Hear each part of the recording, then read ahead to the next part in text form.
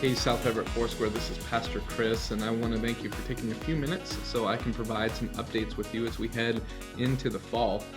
As we're all aware, things continue to feel really different during COVID-19. We anticipated some shaking and disruption in 2020, but little did any of us know that it would be to this extent. But I'm grateful to know that the Lord sees it all and leads us forward during these challenging times. And back in the spring, as this pandemic was unfolding, I asked the Lord, specifically on March 2nd, to show me what was happening in the world in the midst of this shaking. And although he didn't provide a direct answer to my question in that moment, I did hear the Lord say, "Don't miss what I'm doing. I want you to be present in the shaking and in the attacks." And in the 195 days or so since March 2nd, I've gained a little clarity concerning what I think the Lord might be up to. And it really, in this season, I sense Jesus inviting his church away from patterns of cultural Christianity and towards a much more intentional kind of discipleship. And certainly the Lord has disrupted our programs. He's shuttered our buildings and opened our eyes to discover new and creative ways to meet together.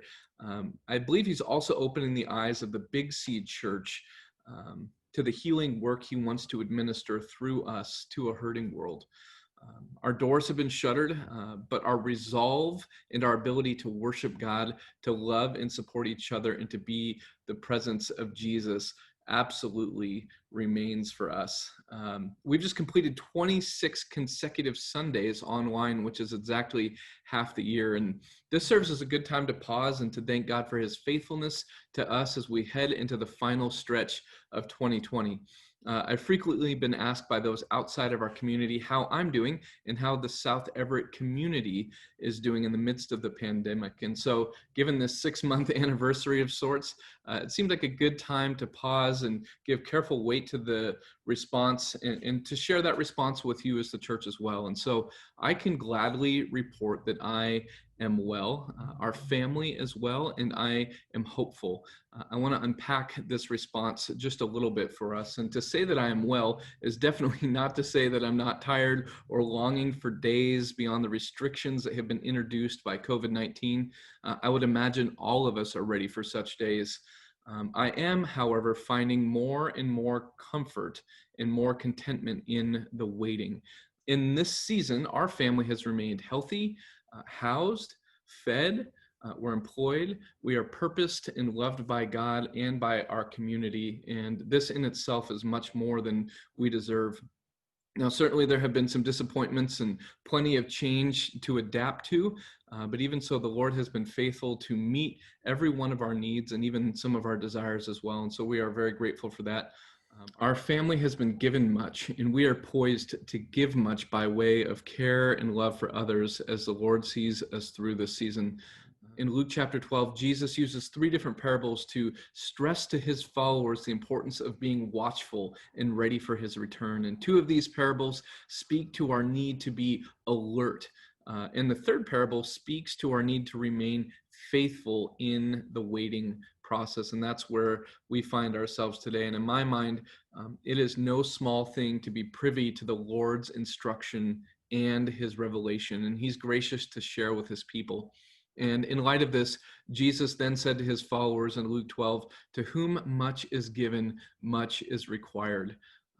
We want to be responsible stewards, and this means that we are to remember the one who has given us the gifts, and then to exercise wisdom in knowing how to faithfully distribute them as the Lord would see it fit. And many of us in our fellowship have been given much in this season, even in a season of perceived lack and hardship. Our family is accepting these responsibilities with sober minds and humble hearts. And I have found that taking inventory of God's faithfulness and his provision in our lives is a catalyst for generosity, and helps us understand how we can give back to the Lord and to give to others. So Katrina and I want to invite you to join us in this inventory process. Together that we might respond generously out of abundance that we have been given. So to ask ourselves, do we have our health? Do we have our homes? Are we fed? Are we employed? Do we have purpose, and are we loved? And if so, that has positioned us in a place to give generously unto other people. I guess I'll also say in this moment that Katrina is doing well. Many of you know that she is a sixth grade teacher. She and her team have been working diligently throughout the summer months to prepare for a hybrid of in-person and online learning this fall. So along with you, we are learning how to do school and education differently. Beyond that, she and I have been afforded some time away together to rest, which has been critically important for our family. Together, she and I are also learning under a few very wonderful mentors as we increase our understanding of racial inequity in our community and imagine pathways towards equity and reconciliation in our personal relationships with the school and with the community right here on Casino Road. And so finally, I'll say that our kids are doing well. They've spent more time with their parents as teenagers than they ever could have imagined, but we are proud of them for the way that they are navigating these circumstances as well. So to you, church, we just want to say thank you for your continued prayers and support for our family. We sense that support tangibly in many ways, and we consider it the highest honor to be connected with you as part of the South Everett Foursquare family. And so as a segue, we'll just say, how is that family doing? I'm delighted to say that although we've all been walking a difficult road together, by and large, as a community, we are housed, we are healthy, we are fed, we're employed, we are loved, and we are purposed by God. With that said, I know that we're each responding to unique challenges that have come our way. And in light of that, I would like to invite every person in our congregation, including the kids, to respond to a few questions that I have posed in the email that this link was sent with. And just hearing a little bit from you and how you're doing and what you're facing is going to help me and our leadership team tremendously as we provide care and support for the church heading into the fall. And all said, despite the physical distances we're experiencing, our congregation remains relationally intact with Jesus, with each other, and with our neighborhood. And that is great news for us. By God's grace, we remain in a financially strong position while having provided more than $7,500 in support to local ministries and community organizations. The Lord, in the midst of these desert wanderings, has proven himself over and over as our faithful provider, our comforter, and as our guide. Psalm 145 says, "Great is the Lord and most worthy of praise. His greatness no one can fathom. One generation commends your work to another as they tell of your mighty acts." And this, in essence, is pure discipleship. One generation telling the next generation how good God is, and then modeling for them how to live life faithfully in God's presence. And this, in essence, also is what we're doing here today, simply taking inventory of God's faithfulness and considering how to be faithful and generous towards others. I thank God for his goodness. And with the bulk of this update, I want to take a few minutes to talk about the faithfulness of God expressed through our people. I want to talk about the finances of the church a little more and what it looks like for us to move forward into the fall. And first of all, I want to just thank a few people specifically for their leadership over the past 6 months. I want to say thank you again to all of our incredible little church hosts, the Sleeths, Debbie Jackson, the Ericksons, the Gonzalezes, the Norbys, and the McMorris family. Their generosity and hospitality has afforded us a wonderful opportunity to be close to one another while our larger group gatherings remain on pause.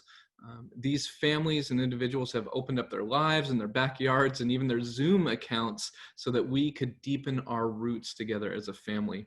I want to say thank you to Christiane and Chris Norby and their team for leading us into praise week after week online and in person during the pandemic. That has been no easy task, but they are delighted and filled with joy to have been able to service in that capacity. It's been of great comfort to be led into God's presence by trusted voices in our fellowship. And if you're wondering, all of these recorded times of worship are available still on our Facebook page. And I've revisited them on multiple occasions and have benefited from those times of worship greatly. It's so important for us to remember that we worship our way through the battle. Psalm 8:2 says, "Through the praise of children and infants, you have established a stronghold against your enemies to silence the foe and the avenger." And we will continue to praise God in the presence of our enemies as a church. So thank you to Chris and the team. I want to express my deep appreciation to Brenda Norby for the phenomenal pastoral care and shepherding she has provided for our children and youth. She is modeling for our young people what it looks like to worship God through seasons of change. And since March, Brenda has orchestrated multiple Zoom gatherings for all of our age groups. She's hosted online and in-person points of connection, made visits to homes, and dropped off care packages. She has provided for our students, and she has pointed them towards Jesus and his word. I want to recognize Katie Walter and Katrina Peppler for leading our women's Bible studies and Connect Over Coffee events through the spring and the summer months.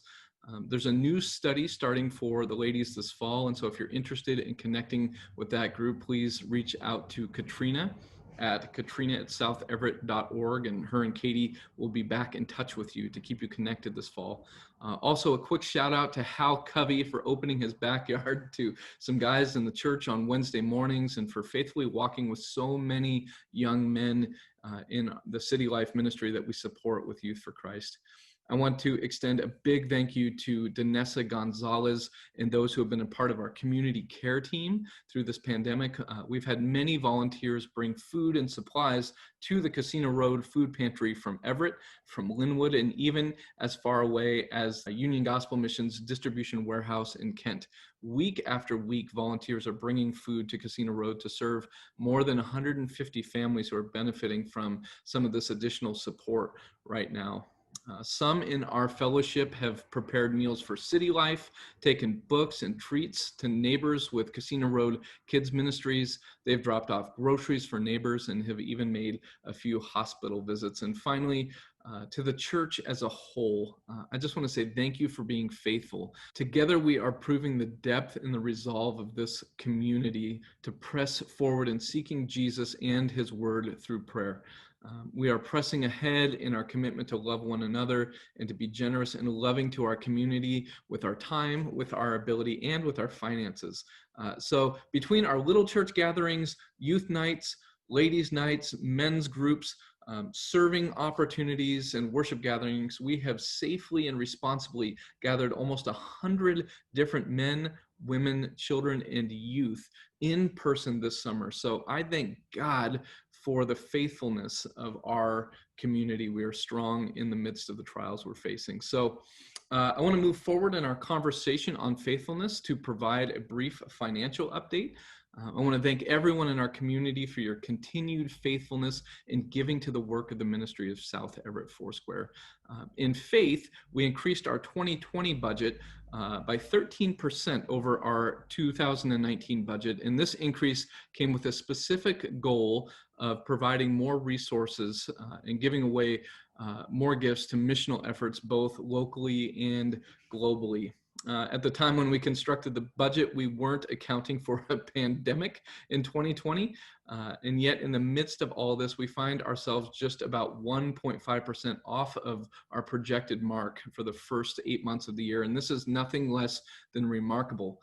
The good news is that due to decreased spending concerning rent and program-based expenses, our income is roughly $10,000 over our expenses thus far for 2020.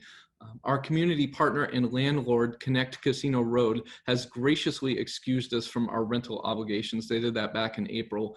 But because of our desire to seek the peace and the prosperity of our community, we worked with the church council and decided to keep half of our giving towards the village in place throughout the pandemic.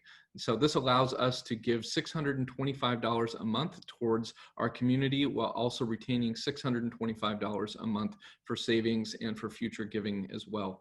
It's really important to note that the funds discussed above do not include the additional COVID-19 relief gifts that have come in from you and a few donors even outside of South Everett Foursquare. And those have been distributed to Hand in Hand, Casino Road Kids Ministries, Youth for Christ, even the Volunteers of America and the food bank that we're working with. So the Lord is allowing us to be generous. And it's important to know that the bottom line is that we have decreased spending on ourselves. We have increased spending and giving into our community while continuing to stay just about on track with our projected annual budget to cover our expenses. So we hope to see this trend continue as we finish out the year. And we want to add savings while increasing our support of families in these very difficult times. And so to finish the year strong, we must continue forward in our financial generosity and faithfulness. I know God is going to provide for us. And so I just want to thank you again for giving with such conviction and with such resolve. As our community prospers, God will see to it that his church prospers as well. So finally, as a part of this update, I want us to look ahead towards the fall. And I can't even begin to tell you how excited I am to be able to gather with you again during the month of September in the village courtyard for our in-person worship gatherings. And again, we understand and respect that some in our fellowship are not yet ready to meet in person. And so we're planning to stream these gatherings each weekend live on Facebook. So this month, we will complete our Church in the City series, which we began during our last in-person gathering on March 8th when Mintabusi from City Life shared her story with us. And I'm very excited to welcome our guests, Leilani Miller from Millennium Ministries, Sharina Freeman and Juanita Banks from the Dental Clinic at Seattle's Union Gospel Mission, and Tyrone right from here at home. And each of them will be providing insight on what it means to be actively engaged as the church in our cities. These are incredible missionaries going out into the streets, sharing the hope of the gospel, caring for people holistically, and I think we're going to be really encouraged as we hear from them.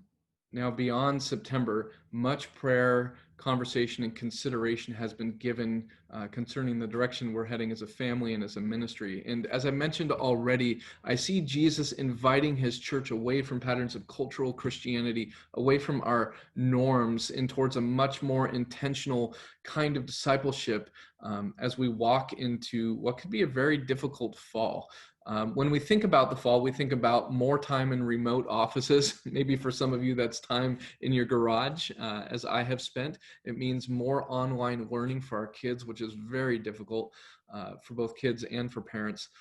It really is hard to think that as difficult as it has been over the past 6 months facing quarantine and restrictions, we've done so in the midst of long days and warm weather. And now we're facing a fall and winter season, which will further restrict activities and make things even more challenging within our homes. The cold and flu season will make testing for COVID and diagnoses, quarantine and such much more difficult to determine. And then finally, the social and political climate we find ourselves in will present challenge for many and put strain on a lot of relationships with people.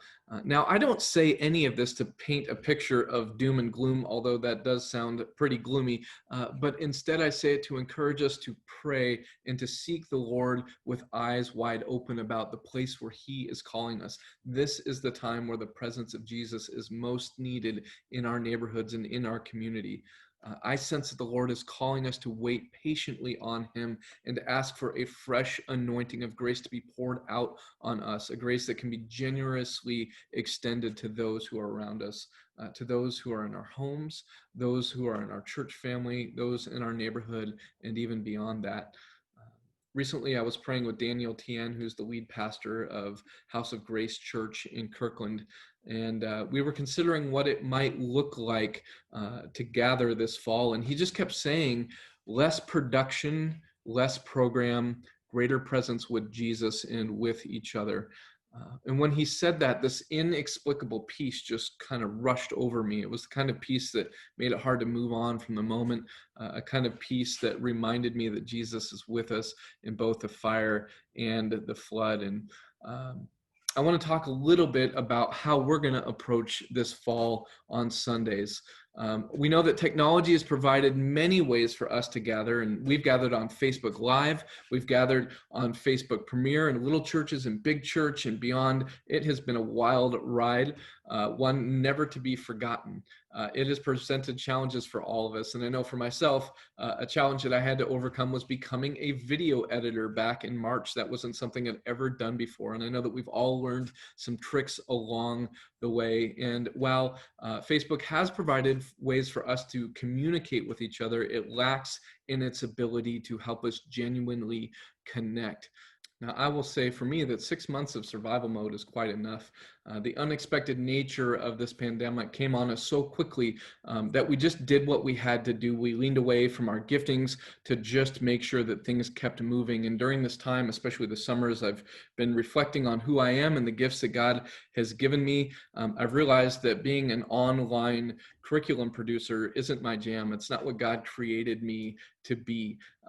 I know that the beauty of meeting on Casino Road, the beauty of pastoring South Everett Foursquare at the Village is our simultaneous ability to worship the Lord in song, but also in service, to be missionally present in the midst of our worship gatherings. And the technology thresholds have made it difficult for those who are on the edge of our community to really find ways to connect well. And I have missed that part of our fellowship. I've missed being away from Casino Road as much as I have been. I've missed being with you. Being present online and being present in person has stretched my bandwidth to the max. And I know it's not something that's sustainable. And in many ways, it has forced me to choose between the two kinds of being present, online or in person. Weekly study, recording, producing, and publishing messages has consumed much of the time that is normally available for me to be present in person with people in our church and with people in our neighborhood. And I know who God has made me. I know that He has made me a shepherd before He has made me a teacher, and I'm confident in the gifts that He's given me. And with that said, I am excited to share with you a fresh shift for this fall. And beginning on Sunday, October 11th, we're going to be moving online gatherings from Facebook to Zoom. This is going to allow us to see each other face to face online, to worship as a large group, and then transition into what Zoom has established as breakout rooms for little church discussions, not with the whole, but with 4 or 5 other people. We'll have those for adults and also for children.